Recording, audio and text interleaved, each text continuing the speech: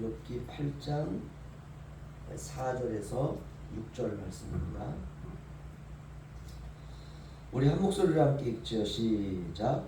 내 자녀들이 주께 죄를 지었으므로 주께서 그들을 그 죄에 버려두셨나니 내가 만일 하나님을 찾으며 전능하신 이에게 간구하고 또 청결하고 정직하면 반드시 너를 돌보시고 내 의로운 처소를 평안하게 하실 것이다. 아멘. 우리가 고난 앞에서 무익한 말들이라는 제목으로 우리 함께 은혜를 받기를 원합니다. 욥은 고통의 당사자입니다. 친구들이 욥에게 찾아와 함께 있는 것만으로도 사실은 큰 은혜이고요. 좋은 친구들인 것은 틀림이 없습니다. 다들 자기 살기 바쁘고 일하지 않으면 가족들 먹여 살리기 힘든데 만사 다 제쳐두고 너무 큰 고난과 또 이 충격 가운데 있는 그 욥을, 그것도 가까운 데도 아니고 한 400km 이상이 되는 먼 거리에서, 그 시대에 자동차가 어디 있습니까? 그렇죠? 아무튼 그들이 그렇게 욥에게 와서 말없이 와서 보니까 너무 처참해가지고 뭐 위로의 말이 필요가 없는 겁니다. 그래서 욥 곁에서 같이 죄를 뒤집어 쓰고 함께 있어 준 친구들은 뭐 정말 귀한 친구들이죠. 그렇게 이제 한 몇 달이 지난 이후에 그때까지 같이 있어줬다는 거죠. 그렇죠?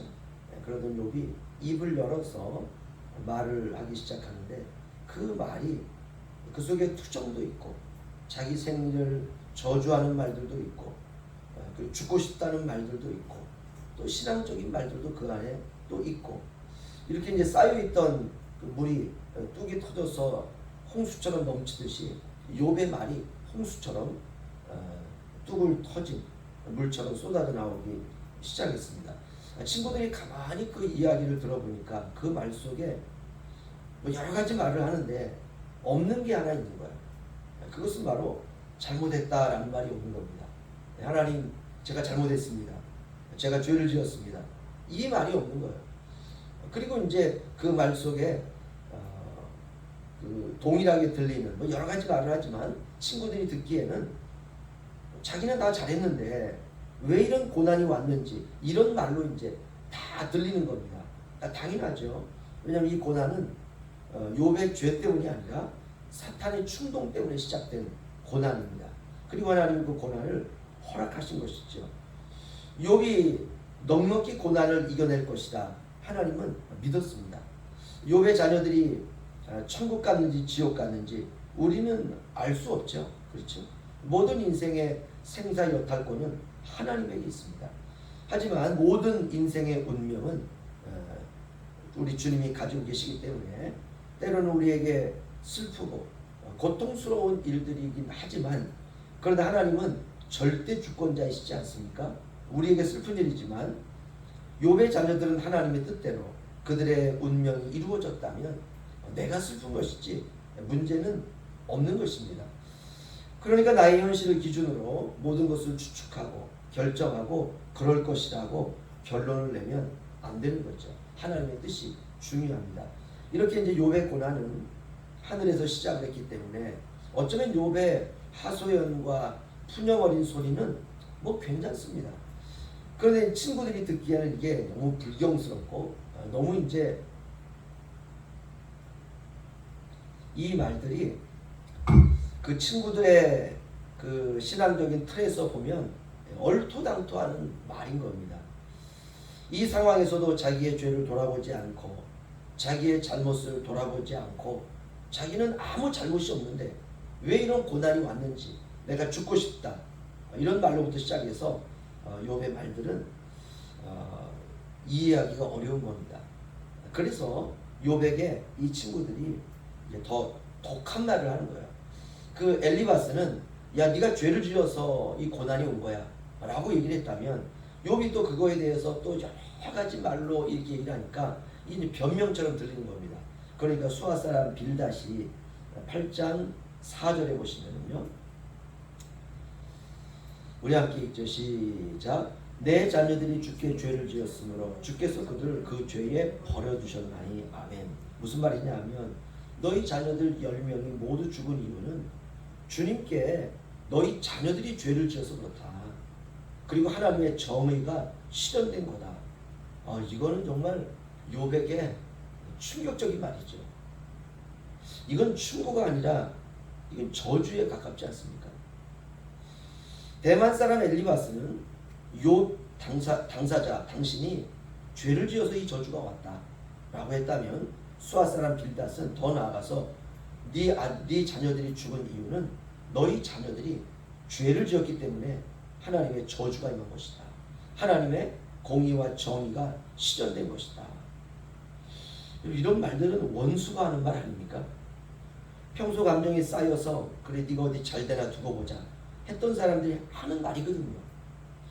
이런 말들은 정말 우리가 조심해야 됩니다. 일리는 있지만, 그렇죠? 뭐 죄를 안 짓고 사는 사람은 없잖아요. 일리는 있지만 이런 말은 틀린 말입니다. 그러면서 수아 사람 빌닷은 이렇게 말합니다. 5절 6절 우리 함께 읽죠. 시작. 내가 만일 하나님을 찾으며 전능하신 이에게 간구하고 또 청결하고 정직하면 반드시 너를 돌보시고 내 의로운 처소를 평안하게 하실 것이다. 아멘. 이 말은 참 좋게 들립니다. 그런데 한마디로 말하면 회개하라 이 말이에요. 회개하고 다시 하나님을 찾고 구하고 자신을 정직하고 청결하게 하면 하나님께서 긍휼을 부어주실 것이다. 굉장히 좋은 말입니다. 왜냐하면 신앙이니까 이런 모든 말들이 신앙적으로 이렇게 포장되어 있습니다. 그러면서 아주 유명한 말을 합니다. 8장 7절 말씀 우리 함께 읽죠. 시작. 내 시작은 미약하였으나 내 나중은 심히 창대하리라. 아멘. 이 말은 욥이 한 말이 아닙니다. 수아 사람 빌닷이 한 말입니다. 야, 네 자녀들은 네 자녀들이 죽은 거, 네 자녀들이 죄를 지어서 그래. 회개해. 그러면 내 시작은 미약하였으나 내 나중은 심히 창대하리라. 이렇게 연결되는 말씀들입니다. 오늘날 이 구절을 사람들이 이제 많이 외웁니다. 그리고 액자에 만들어서 집에도 걸어두고 식당에도 걸어두고 이유가 뭡니까? 이제 아주 미약하게 사업을 시작했지만 나중은 심히 창대할 것입니다. 라고 하는 그 이제 믿음을 가지고 이제 운영해 나가는 것이죠. 그러나 이 말은 틀린 말이에요. 이건 빌닷이 말하는 말입니다. 네 자녀들이 죄를 지어서 죽은 거야. 저주받은 거야. 그러니까 회개해. 그러면 시작은 미약하지만 지금 네가 처참하지만 그러면 하나님이 너에게 긍휼을 베풀어 주실 거야. 이런 의미로 주신 것입니다. 저는 이 빌닷이라는 사람의 말을 이렇게 들어보니까 이 사람 말을 돌리는 사람이 아니에요. 아주 직설적으로 아픈 말을 이렇게 툭툭 뱉는 사람입니다. 네 자식이 죄를 범해서 그래.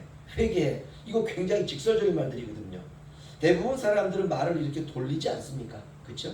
그러나 빌닷은 그러지 않는 사람 같아요. 그냥 툭툭 이게 던지는 말들이 이 맞는 말이죠, 사실은. 근데 이 가슴에 가시처럼 와닿는 말입니다. 조심해야 되죠. 우리가 신앙적으로 가시 같은 말을 여과 없이 이렇게 직설적으로 하는 것은 옳은 것이 아닙니다. 내 시작은 미약하였으나 내 나중은 심히 창대하리라. 이 말씀은 우리가 문맥상에서 이해를 해야 됩니다. 그래서 이 말씀은 틀린 말씀이에요. 이렇게 이제 말이 이제 서로 간에 막 해서 옥신각신 이럽니다. 그러다가 이제 그 욥기서 42장 우리 한번 가보시죠. 욥기 42장 7절 8절 욥기 42장 맨 뒤에 있습니다. 7절 8절 이게 이제 욥기의 결론이죠. 하나님께서 주신 말씀입니다. 7절 8절 우리 한 목소리 읽겠습니다. 시작. 여호와께서 욥에게 이 말씀을 하신 후에 여호와께서 대만 사람 엘리바스에게 이르시되 내가 너와 내 두 친구에게 노하노니 이는 너희가 나를 가리켜 말하는 것이 내 종 욥의 말같이 옳지 못하느니라. 그런즉 너희는 숫소 7과 순양 7을 가지고 내 종 욥에게 가서 너희를 위하여 번제를 드리라.